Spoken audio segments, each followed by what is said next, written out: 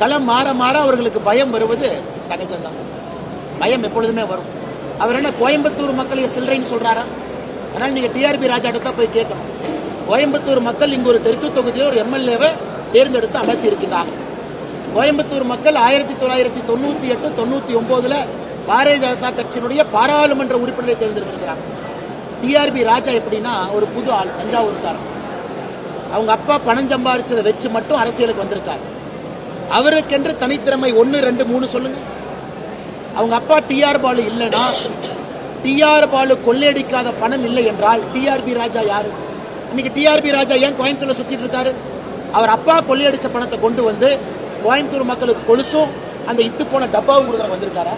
அந்த இத்து போன டப்பாவும் ஒரு கொலுசு கொடுத்து கோயம்புத்தூர் மக்களை விலைக்கு வாங்கி விடலாம் என்று டிஆர்பி ராஜா உட்கார்ந்திருக்காரு. கோயம்புத்தூர் மக்களை சில்லறை என்று சொல்லவும் ஆரம்பித்து விட்டார். அந்த அளவுக்கு தான் இன்னைக்கு அரசியல் நாகரிகம் இருக்கு. டிஆர்பி ராஜா இருக்கட்டும், உங்க அப்பா டிஆர் பாலு அவர்கள் வரட்டும், யார் வந்தாலும் கூட கோயம்புத்தூர் மக்கள் பீனிக்ஸ் பறவையை போன்றவர்கள்.